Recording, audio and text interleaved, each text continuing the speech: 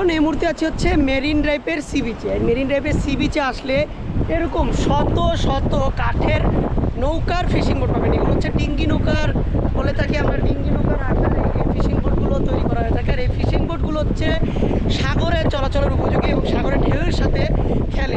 সাগরের ঢেউ যেভাবে গতি নিয়ন্ত্রণ করে এভাবে দুলে থাকে। এই জন্য এই ফিশিং বোটগুলো সাগরে চলাচলের মতো উপযোগী। আর আমরা চট্টগ্রাম, বরিশাল বা ভোলায় যেসব ফিশিং বোট দেখে থাকি বা চাঁদপুরে ফিশিং বোট দেখে থাকি, সেগুলোর থেকে পরিপূর্ণ আলাদা। যেটা আপনার কি বলবো, এগুলো হচ্ছে পুরোটাই ডিঙ্গি আকারে। আর এই বোটগুলো হচ্ছে আপনার সকালে উঠে এবং রাত্রে মাছ ধরতে চলে যায়। রাত্রে 10টা-11টা বাজে মাছ ধরতে চলে যায়। আর ঠেলা গাড়ির মাধ্যমে, এই যে ঠেলা গাড়ি দেখতে পাচ্ছেন, এই ঠেলা গাড়ির মাধ্যমে এই বোটগুলো উপরে তুলে উঠিয়ে তারপর আবার রাখে। এইভাবে মানে বোটগুলো দেখতে আসলে আমার খুব সুন্দর।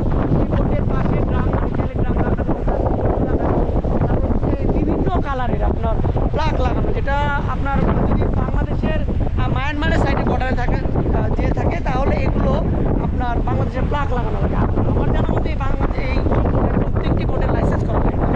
যে সকল বোট লাল পানি, নীল পানিতে চলাচল করবে সে সকল বোটে অবশ্যই বাংলাদেশ সরকারের লাইসেন্স করতে হবে। এবং যে এলাকার বোট হবে সেই এলাকার মানে আপনার সেই এলাকার চেয়ারম্যানের সার্টিফিকেট অবশ্যই লাগবে। তাদের থেকে জানা গেছে, এই তথ্যগুলো হচ্ছে তাদের থেকে আমরা জানছি, যারা জেলে বাইরে রয়েছে, যারা বোট মালিক হচ্ছে।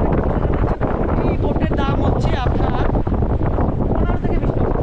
এক একটা কোটি টাকার বোট দেখিয়ে দিই, বাট এই তুলনায় এই বোটগুলো অনেক দাম কম। আমি মানে কি বলবো, এই বোটগুলো অনেক দাম কম এবং বোটগুলো দেখতেও কত সুন্দর, দেখেন অনেক সুন্দর।